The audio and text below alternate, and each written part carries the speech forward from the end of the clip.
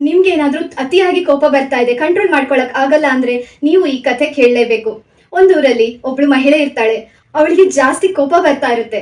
ಮಕ್ಕಳಲ್ಲಿ ಗಂಡನ ಮೇಲೆ ರೇಗಾಡ್ತಾ ಇರ್ತಾಳೆ. ಅವಳ ಮನೆಗೆ ಒಬ್ಬ ಋಷಿ ಮುನಿ ಬರ್ತಾರೆ.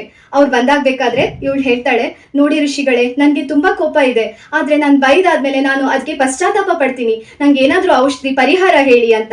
ಆ ಋಷಿ ಮುನಿಗಳು ಅವ್ರ ಜೋಳಿಗೆಯಿಂದ ಒಂದು ಬಾಟಲ್ ತೆಗೆದು, ಇದು ಕೋಪದ ಔಷಧಿ, ನಿಂಗೆ ಯಾವಾಗೆಲ್ಲ ಕೋಪ ಬರುತ್ತೋ ಇದನ್ನ ಒಂದು ಚಮಚ ಬಾಯಿಗೆ ಹಾಕೊಂಡು 10 ನಿಮಿಷ ಬಾಯಲ್ಲಿ ಹಾಗೆ ಇಟ್ಕೊಂಡು ಆಮೇಲೆ ನುಂಗ್ಬೇಕು ಅಂತ ಹೇಳ್ತಾರೆ. ಮಹಿಳೆಗೆ ತುಂಬಾ ಖುಷಿಯಾಗಿ ಅದನ್ನ ಉಪಯೋಗ ಮಾಡಕ್ ಶುರು ಮಾಡ್ತಾಳೆ. ಯಾವಾಗ್ಲೆಲ್ಲ ಕೋಪ ಬರುತ್ತೋ ಅವಾಗ 1 ಸ್ಪೂನ್ ಬಾಯಿಗೆ ಹಾಕೊಂಡು ಬಾಯಿ ಮುಚ್ಕೊಂಡು 10 ನಿಮಿಷ ಆದ್ಮೇಲೆ ನುಂಗ್ತಾಳೆ.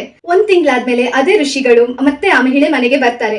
ಮಹಿಳೆ ತುಂಬಾ ಖುಷಿಯಿಂದ, ಧನ್ಯವಾದಗಳು ಋಷಿಗಳೇ, ನನ್ಗೆ ಈ ಮದ್ದು ಹಿಡಿಸ್ತು, ನನ್ಗೆ ಅದು ವರ್ಕ್ ಆಯ್ತು, ನನ್ಗೀಗ ಕೋಪ ಬರ್ತಾನೆ ಇಲ್ಲ ಅಂತ ಖುಷಿಯಿಂದ ಹೇಳ್ತಾಳೆ.